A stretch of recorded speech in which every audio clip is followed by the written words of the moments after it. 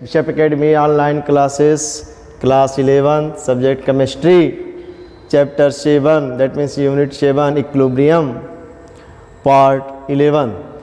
Today I will discuss common ion effects. First, common ion effects, that means simple process है. जैसे suppose that NaCl and NaNO3, ठीक है, तो ध्यान समझो. NaCl NaNO3 what, sodium and sodium दोनों में मिल रहा है कॉमन. भाई मैथ के लैंग्वेज क्या कहते हैं, HCl भी कह सकते हैं, जो दोनों में कॉमन हो. तो यहाँ पर जो कंपाउंड है sodium chloride and sodium nitrate. So in this case sodium ion और बोथ आर कॉमन. इस फॉर्म समझो, ये है. तो इस मॉलिक्यूल्स जो कंपाउंड्स है Na यानी sodium ion and sodium ion both are common. ठीक है, तो कॉमन आयन इफेक्ट में करना है. एक मॉलिक्यूल्स होगा, कोई कंपाउंड्स होगा जिसको डिजॉल्व कर दिया गया. सपोज दैट ये आपका एसिटिक एसिड है और एसीटेट आयन और हाइड्रोजन आयन में ब्रेक हो गया, टूट गया. अब हम क्या करते हैं, इसी से रिलेटेड एक ऐसा कंपाउंड हो जो एक कॉमन उसमें मिलता हो आयन. जैसे आपको सोडियम एसीटेट है, हमने क्या किया, सोडियम यहाँ पर एसिटिक एसिड एसिटिक एसिड है, इसको डिजॉल्व इक्विलिब्रियम फॉर्म में है. हमने क्या किया, इसी से रिलेटेड एक सॉल्ट बना देना है, यानी सोडियम एसीटेट हो गया. तो सोडियम एसीटेट में क्या मिला, सोडियम आयन एसीटेट आयन, यानी जो मॉलिक्यूल्स कंपाउंड्स जो है हमारा CH3COONA, इसमें क्या हो गया, एक सोडियम हो गया आयन एंड सोडियम आयन. तो सोडियम आयन क्या इसमें भी मिल रहा और सोडियम आयन इसमें तो नहीं है. तो अब कौन सा आयन, देखो एसीटेट आयन है, यहाँ एसीटेट आयन है, यानी सोडियम एसीटेट को डिजॉल्व किया, ये आपको मिला. एंड एसिटिक एसिड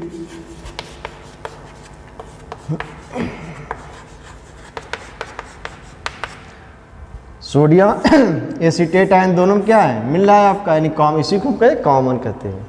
तो जब इसके इफेक्ट में इसको हम ऐड कर देते हैं तो इसका जो कंसंट्रेशन है वो क्या इंक्रीज हो जाता है.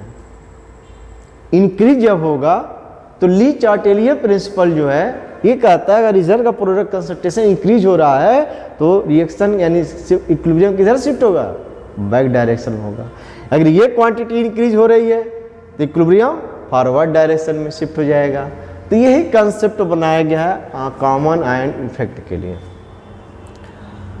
If to an ionic equilibrium AB such that जो आपको गिवन है a salt containing a common ion ACrBd, तो इसमें एक ऐसा सॉल्ट हो जो दोनों में से कोई एक पार्ट कॉमन हो, is added then equilibrium shift in backward direction.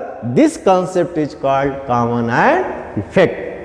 ठीक है, अब जैसे मान लियो कि सपोज दैट कि ये एसिटिक एसिड का है, यहाँ पे समझो ध्यान से, बहुत इजी प्रोसेस में है. यह एसिटिक एसिड का है, इक्विलिब्रियम में बना हुआ है. तो इक्विलिब्रियम क्या है, सब लोग जानते हैं, बहुत आराम से कोई भी सिस्टम में कहीं भी हो बहुत आराम से अपना वर्क कर रहा है. ठीक है, या किसी सिनेमा हॉल में गए, मूवी देखने गए, तो जो आपका सीट है आराम से आप बैठे हो, बहुत आराम से बैठे हो, लेकिन कोई आकर थोड़ा डिस्टर्ब कर दिया तो आपको कष्ट होगा. ठीक है, तो उस समय जब तो आराम से आप बैठे हो दैट मीन्स इक्विलिब्रियम बहुत आराम से हो. तो जैसे कोई आपको डिस्टर्ब किया वहाँ आप डिस्टर्ब हो जाते हो. सेम प्रोसेस यही है. इस समय इक्वेशन में जो है एसिटिक एसिड है हमारे इक्विलिब्रियम में बना हुआ है. ठीक, हमने क्या है कि सोडियम एसीटेट का कंसंट्रेशन थोड़ा ऐड कर दिया.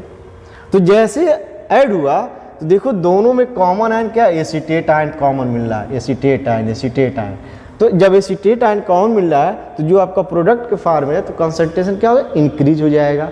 लास्ट चार्टेलियर प्रिंसिपल ये कहता है जब प्रोडक्ट का कंसंट्रेशन इंक्रीज हो जाएगा तो इक्विलिब्रियम बैक डायरेक्शन में शिफ्ट हो जाएगा. ठीक है, थोड़ा सा डिस्टर्ब कर देता है. तो यही कंसेप्ट होता है कॉमन आयन इफेक्ट. तो डिफिनीशन के लिए ये आपका पार्ट डिफिनीशन हो गया, एक एग्जाम्पल आपको स्टडी कर लेना है।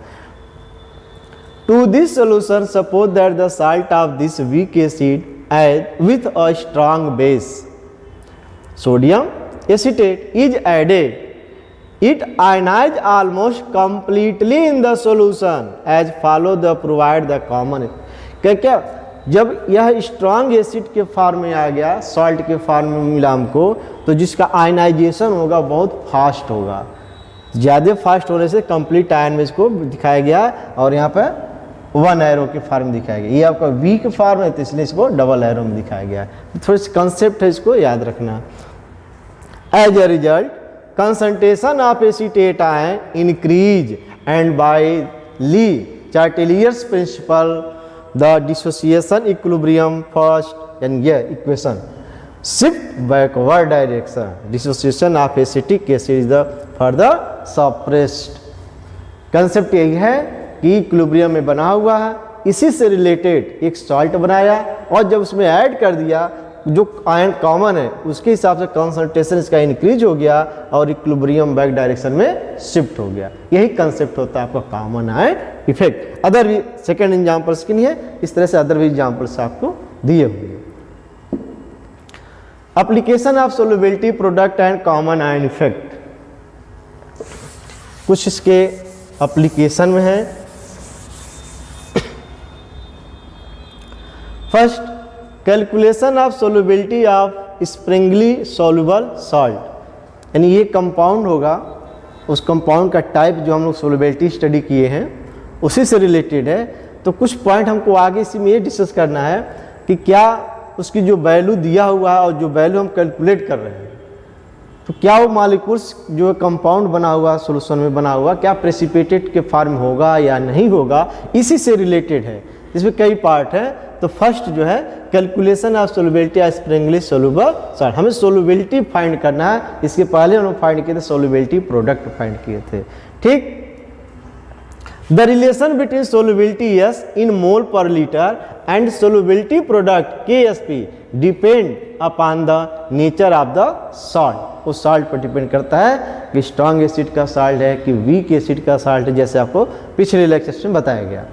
First, salt of the type AB type का मीन्स क्या हो गया, ओनली वन पार्ट AB, यानी वन पार्ट हो एन पार्ट हो, NaCl, AgCl, AgNO3 सब आपका वन पार्ट है, उसी को देखा हुआ। तो इस पार्ट का जब हम इक्विलिब्रियम आयनाइजेशन के फॉर्म यूज करेंगे,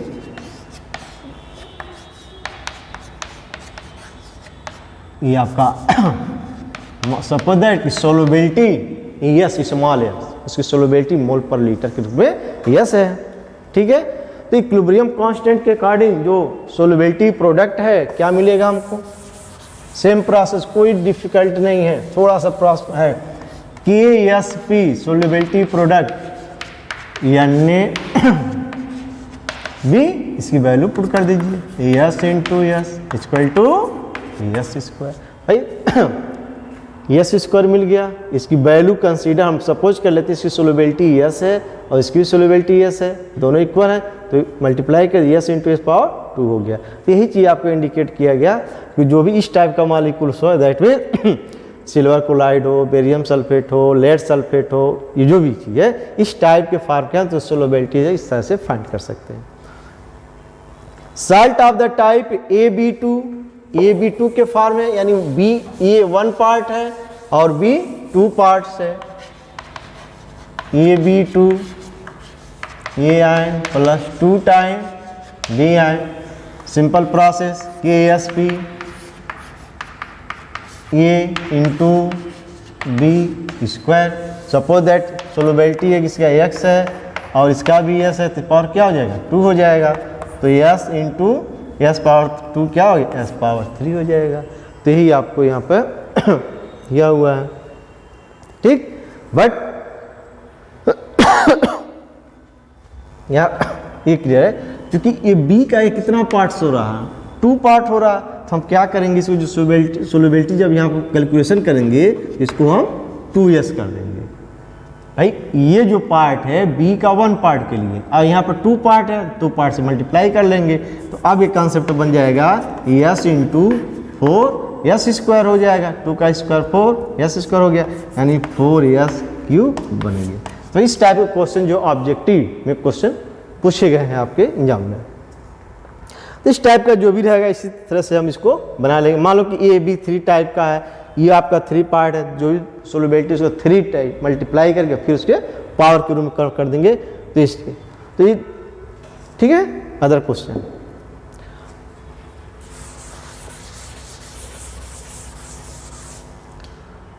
solubility product of silver chloride in water is something that means 1.5 into 10 power minus 10. Calculate its solubility in 0.01 m molarity mole per litre NaCl aqua solution।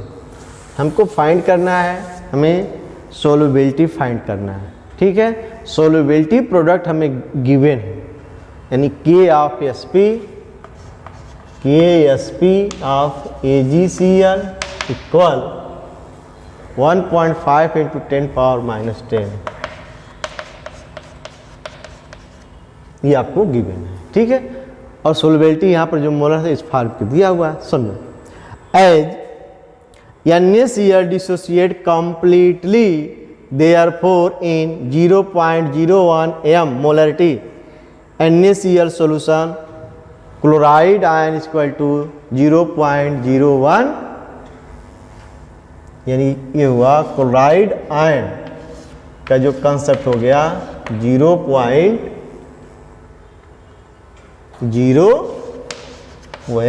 Molarity के form होंगे, ठीक है।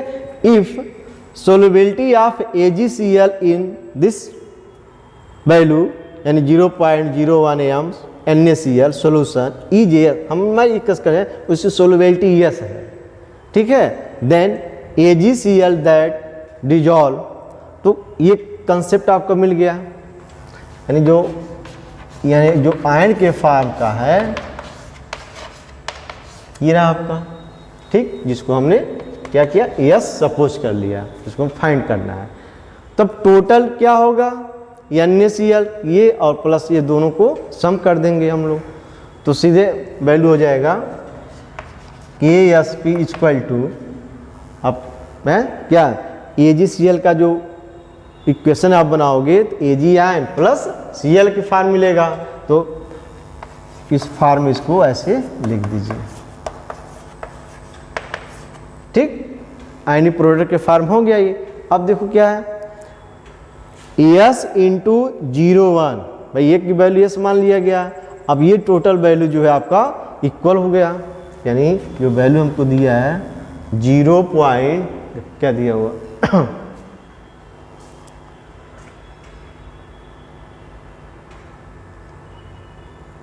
0.01 m, जब yes भाई multiply करेंगे तो इस form हो जाएगा।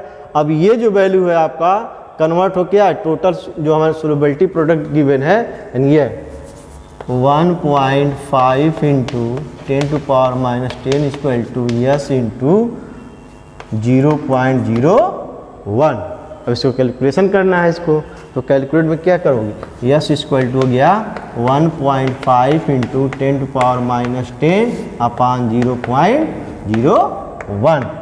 भाई इसको इधर ट्रांसफर तो -2 हो जाएगा, ऊपर जाके +2 हो जाएगा, इसकी वैल्यू हो जाएगी 1.5 इंटू 10 टू पावर माइनस क्या 8 minus 8।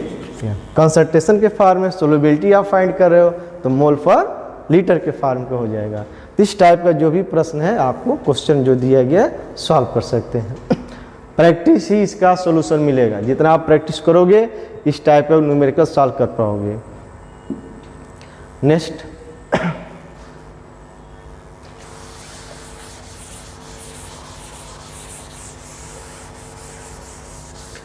predicting ionic precipitation reaction, the solubility product represent the upper limit for ionic product in a saturated solution of any springly soluble salt. In other words, if ionic product is equal to solubility product, then solution is saturated in which no more solute can be dissolved at the particular temperature। ठीक है, कहने का meaning है एक आयनी product की value given होगा और एक सोलबिलिटी प्रोडक्ट हमें फाइंड करना है। अगर दोनों की वैल्यू अगर इक्वल है, ठीक है, तो उस कंडीशन पर जो आपको रहा कि solution is saturated and in which no more solvent, यानी अधिक से अधिक जो भी आप सॉल्ट में डिजॉल्व करना चाहोगे वो ज़्यादा डिजॉल्व नहीं होगा ये उस पर्टिकुलर टेम्परेचर पे। If the ionic products that is the product of the concentration of ion in the solution exceed the value of the solubility product of the springly soluble salt, then the excess ion will combine resulting in the formation of precipitate। So calculation पर depend करेगा, comparative value होती है, एक ionic product आपको दे दिया जाएगा और एक KSP आपको फाइंड करना है और दोनों से मैच करना है। ठीक है, अगर इक्वल आया तो एक कंडीशन दिखाएगा, इक्वल अगर नहीं आ रहा है कुछ और कंडीशन होगा, यही वो चीज इंडिकेट कर रहा है। अब क्वेश्चन पर डिपेंड करेगा क्या है। Given the solubility product of barium sulphate is 1 × 10⁻⁻10 will a precipitate for when first equal volume of 2.10⁻³ molarity that mole per litre barium chloride solution and 2 × 10⁻⁴ molarity sodium sulphate solution या mixed, दोनों को mix कर देना है, क्या precipitate होगा या नहीं होगा। सेकेंड क्वेश्चन इस टाइप का है।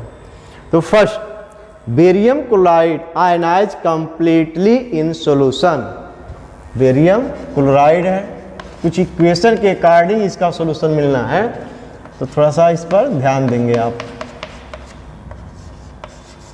ये आपको मिल गया, ठीक है, बेरियम क्लोराइड का आयनाइजेशन फॉर बेरियम सल्फेट का जो आयन होगा, जो वैल्यू होगी कंसंट्रेशन इसी के इक्वल माना जाएगा। ठीक है, जो हमको हमें गिवन दिया है, यानी कंसंट्रेशन ऑफ बेरियम यानी इक्वल टू बेरियम सल्फेट के टर्म में जो है वो आपका 2 ×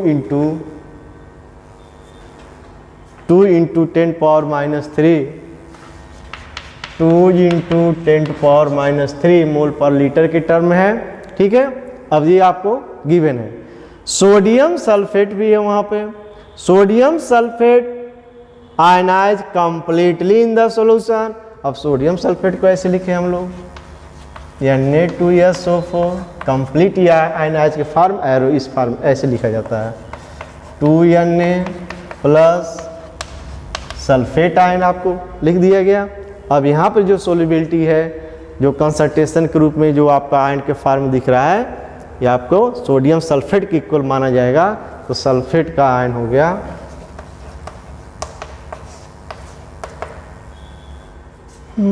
2 × 10⁻⁴, 2 × 10⁻⁴ मोल लीटर। ठीक, आगे देखिए, since equal volume of the two solution are mixed together therefore the concentration of barium ion and sulfate ion after mixing will be। अब कहने का मतलब क्या है, जब दोनों को वॉल्यूम दोनों का एक ही है और दोनों को मिक्स कर दिया गया उस समय क्या कंसेप्ट होगा, तो अब जो बेरियम का जो कंसंट्रेशन मिल रहा है बेरियम आयन का,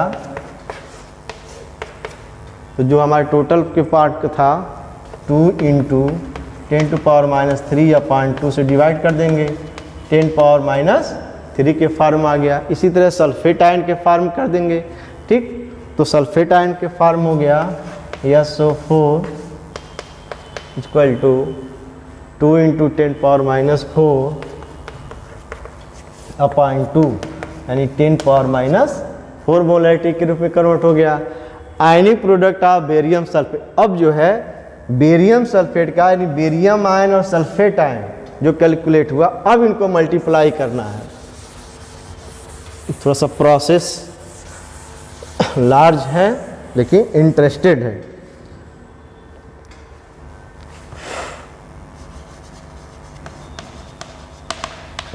बेरियम आयन